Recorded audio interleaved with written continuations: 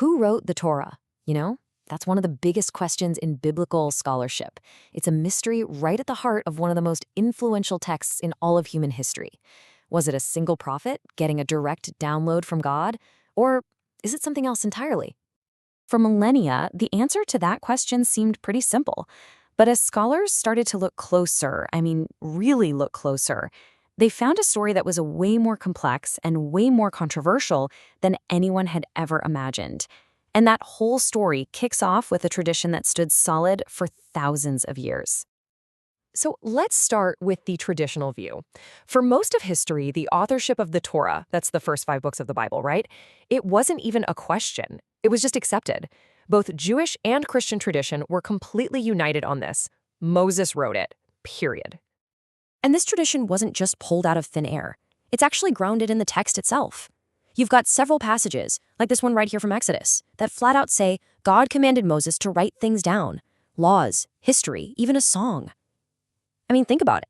He was educated in the court of Pharaoh in Egypt. Who else would be more qualified to take on such a massive project?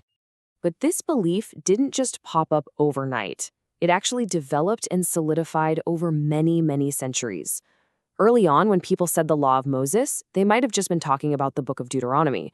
But over time, that idea expanded until the Book of Moses meant the whole shebang, all 5 books. By the time of the Babylonian Talmud, it was an established article of faith. And that belief would go pretty much unchallenged for well over 1,000 years. But then things started to change. Fast forward to the European Enlightenment, and you've got scholars who started applying these brand new methods of literary and historical criticism to the Bible. And when they did, they started to find some serious puzzles, little cracks in the foundation of this ancient tradition. Okay, so what were these puzzles? Well, the most obvious one, the one you can't really ignore, is that the book of Deuteronomy ends by describing the death and burial of Moses. So how could he write that? But wait, there's more. The text uses different names for God. Sometimes it's Yahweh, other times it's Elohim. You've got 2 totally distinct creation stories back-to-back in Genesis. Stories are often repeated, but with different details. And then there are these little phrases like, the Canaanite was then in the land, which really sounds like it was written from the perspective of a much later time, when the Canaanites were long gone. These were some really tough problems to explain if you believe there was just one author. So to account for all these inconsistencies, the contradictions, the different styles, all of it, scholars in the 19th century developed this groundbreaking new theory. It came to be known as the documentary hypothesis. And this theory completely reframed the whole question. The idea is that the Torah isn't a single book, but more like a tapestry. It's an edited compilation of at least 4 older, independent documents, each with its own author, its own style, its own concerns. These were then skillfully combined by later editors, or redactors, to create the final text we have today. Scholars gave these 4 sources some pretty catchy nicknames: J, E, D, and P. Think of them as different voices in a conversation. The J source, or the Yahwist, gives us this vivid, earthy stories where God walks and talks with people. They call God Yahweh. The E source, the Elohist, is a bit more distant. God speaks through dreams and angels. The D source is that powerful sermonic voice you hear in Deuteronomy, all about the covenant. And finally, the P source, the priestly voice, brings in all the structure, the laws, the rituals, the genealogies.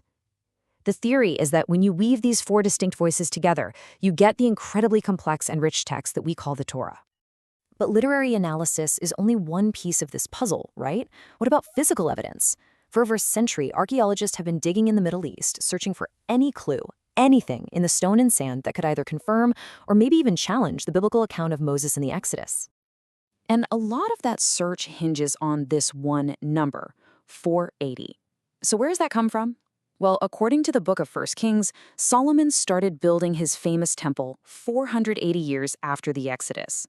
Now, since we have a pretty good idea of when Solomon reigned, you can do some simple math, and it places the Exodus right in the middle of the 15th century BC. So that's where archaeologists started looking for evidence. But what did they actually find? Well, the archaeological record is complicated, to say the least. Those who support the traditional view, they point to things like the Ketef Hinnom scrolls, these tiny silver amulets that have ancient biblical text on them. Others will argue that the story of Joseph fits perfectly with the Hyksos period in Egypt, when Semitic people, not native Egyptians, were actually in charge. But on the other hand, skeptics point to a deafening silence in the massive library of Egyptian records. There's no mention of Israelite slaves, no mention of plagues, no mass departure. They also note that Moses' birth story, the baby in a basket in the river, is strikingly similar to the much, much older legend of a Mesopotamian king, Sargon of Akkad. It suggests it might have been a common story trope, not a unique historical event. So, is this all just an argument for historians and theologians to have in their ivory towers? Not at all. The question of who wrote the Torah actually has profound implications for how we understand history, faith, and the very nature of Scripture itself. Ultimately, what this debate presents are two very different ways of seeing the Torah. Is it a static revelation, a perfect blueprint dictated by God to one man at one point in time? Or is it more of a dynamic story, a national epic, compiled over hundreds of years that reflects the evolving faith and identity of a people? How you answer that authorship question really shapes which vision you land on. And for many believers, the stakes here are incredibly high. In the New Testament, Jesus himself seems to refer to the law of Moses. And as this verse from the Gospel of John suggests, for a lot of Christians, believing in the authority of Moses' writings is directly tied to their faith in Jesus' words. So challenging one can feel like you're challenging the other. So in the end, we're left with this fundamental question. Is this foundational text the work of a single prophet, an eyewitness to God's revelation? Or is it the collected wisdom and history of a nation, shaped and reshaped by many hands over 1,000 years? The evidence is complex, the debate is still very much alive, and how you answer that question reveals a whole lot about what you believe about the nature of Scripture itself.